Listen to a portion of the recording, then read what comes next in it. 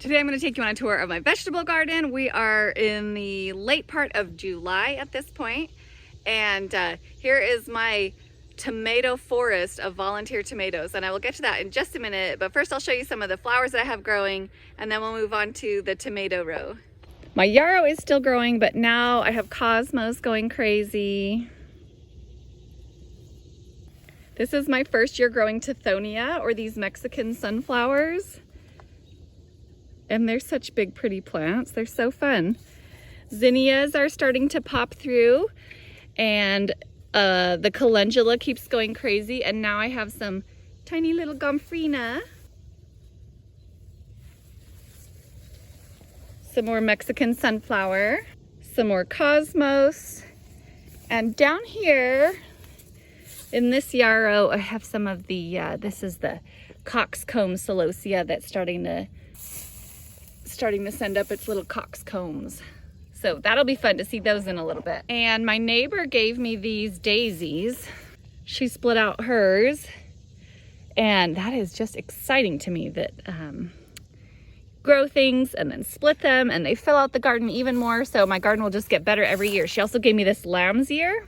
And down here on the very end we have some black-eyed Susans that we planted, but we actually have a ton of wild black-eyed Susans on the side of the house.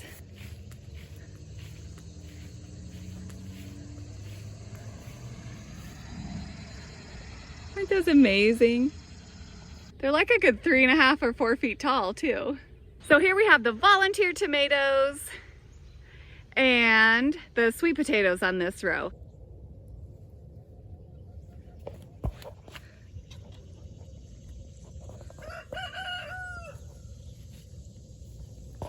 And the volunteer tomatoes are just crazy, and I'm just gonna let them go for a while. They seem like it seems actually like there's a decent amount of like blight or something in there. They've got spots on them. So I think I'm just gonna let them go for a little bit and then probably mow them all down. Because they're not the ones that I planted from seed this year, and really they're taking up too much space. But here's this volunteer pumpkin I told you about.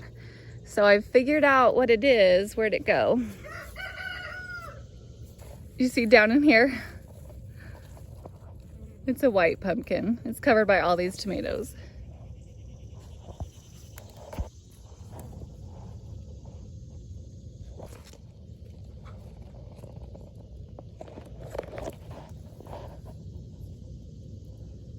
Butternut squash is starting to climb this trellis. It will be covered with butternut squash.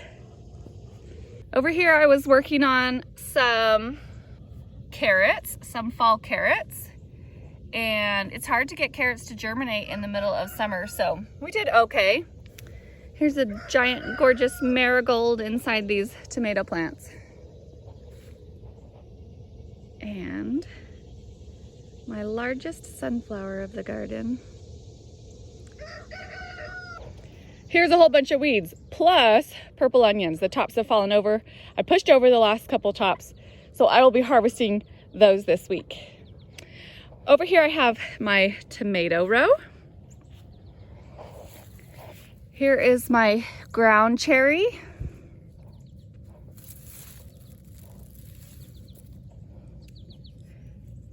There is a little fruit starting to grow. The rest of these are the select few tomatoes that I started from seed this year.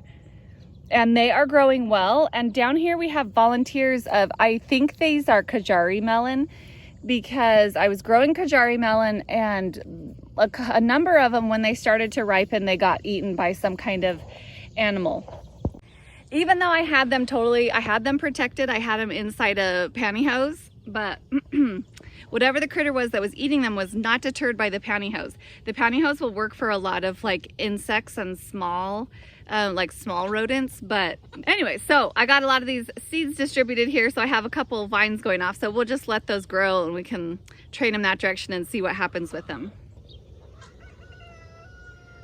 My cucumbers are starting to grow up the trellis. They are starting to make their way up, and I'm really excited about that. And we have started harvesting the cucumbers. Over here, right before the trellis, we have quite a few okra plants. And here we have the first blossoms. Oh, That one blossomed, and there is a tiny little okra. So we'll give that 1 or 2 days and start harvesting okra.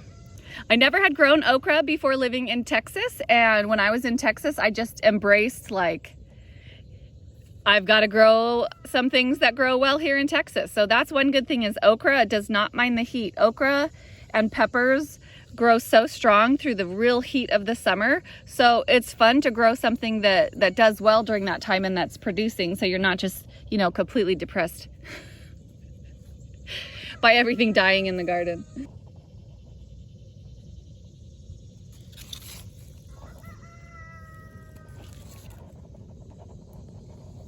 I've got lettuce here beneath my cucumber vines,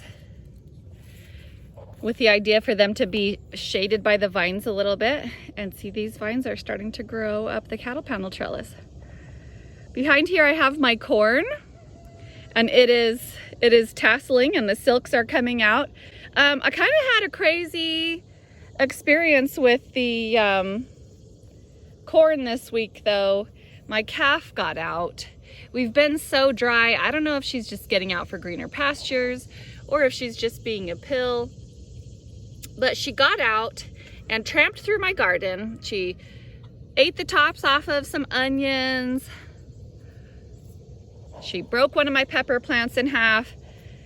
But then she came here through the corn as well and like ate corn stalks and knocked things over. And look, here's a couple more corn stalks that she ate. She ate the tops off of them, you can see. Back there as well, there's a couple that. So I always find it interesting in the garden. It's so hard to actually control anything in the garden. And last year I had so much corn and I thought, you know, I maybe don't want so much corn ready at the same time this year. And so I planted less corn, but then I got even less. Now I'm just getting even less though, because my cow trampled through it and ate a bunch of it. So it's just always interesting when you try and micromanage the garden. The garden's not really set up for micromanaging. Better to work in broad strokes when it comes to the garden. The sunflowers look awesome. Look at this one. It's a winking sunflower. And then here's the largest of my tomatillo plants. There's tomatillos through these sunflowers as well.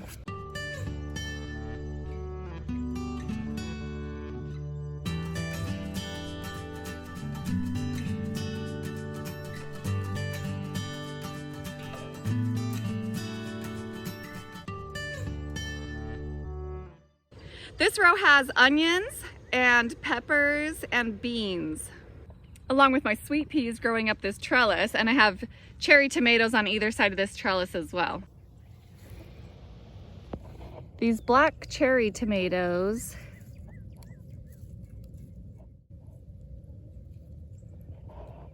that's what all these turn into. The tops have started falling over on these onions. So I'm going to push over the rest of those tops here soon. That's my Walla Walla onions. These onions are the Patterson storage onions, and the tops are not falling over yet. That one got knocked over. But other than that, none of the tops are over. So I've still been watering these this week. These ones I have stopped watering because they need to start drying out. The pepper plants down here are doing fine, and they're starting to ripen. That one, it's interesting, if you ever get a blemish like that, they ripen around that first. But we took a couple of these ones in this week. I have planted some runner beans here, so I am hoping that these will go and get me some more fall green beans. Down here we have my one squash plant that survived, and I'm glad that this is the one that grew actually, because this is the one I bought seeds for this year. So if I was going to spend money on something, I'm glad that it's one of the squash plants that survived. So there's the pretty little, they're little light colored Durrani squash. And then on this side, I've got the couple Swiss chard. I love these ones when the leaves are red too, along with the stems. And then my celery plants as well. I don't know what's going on with this one. possibly pesticides from the fields. Here's my chili peppers, beautiful chard.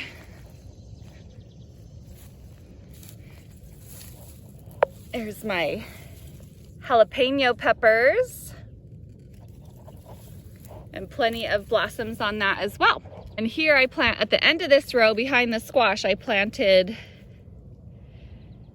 some dry beans, horticultural Taylor beans. This row over here is the last of my spring garden, and we have the brassicas, turnips, and beets on this row. These are my Brussels sprouts, and I did what I said, which is I came through and I pulled the top off of each of these so that they would stop putting effort into going taller, and they would put their effort into growing little Brussels sprouts. So the Brussels sprouts are coming along nicely. I'll probably come along soon and actually cut off all these leaves, the extra leaves, so that the sprouts have enough room to get nice and big, but those are looking amazing. These radishes have gone to seed, and so now they're producing their little radish seed pods, which these are kind of a tasty little treat to eat as well. My turnips went crazy, my overseeded turnips, but there they are in there. So they're ready to harvest and do something with. And the beets are plugging along on this row as well.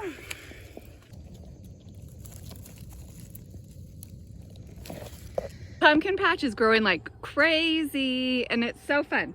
We've got quite a few little pumpkins.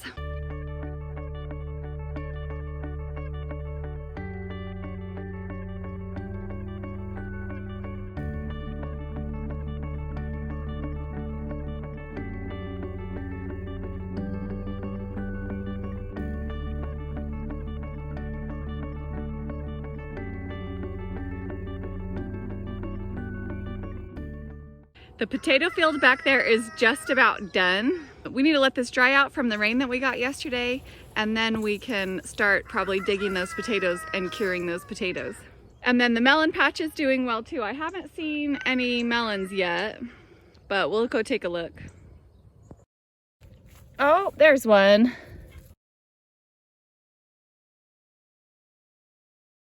That first one was a muskmelon cantaloupe, and this one is on the watermelon vine.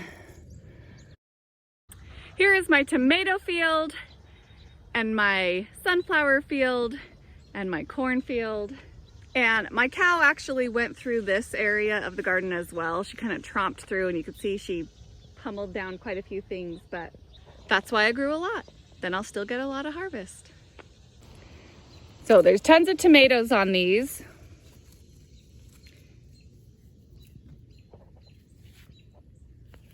And then I have beans growing through here as well.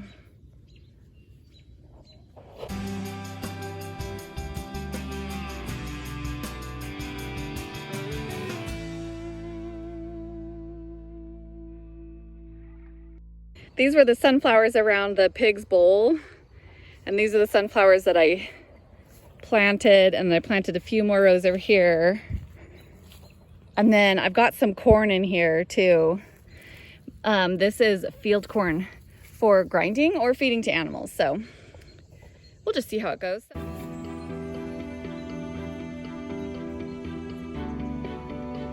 It's a busy party in there. Put all this pollen down here.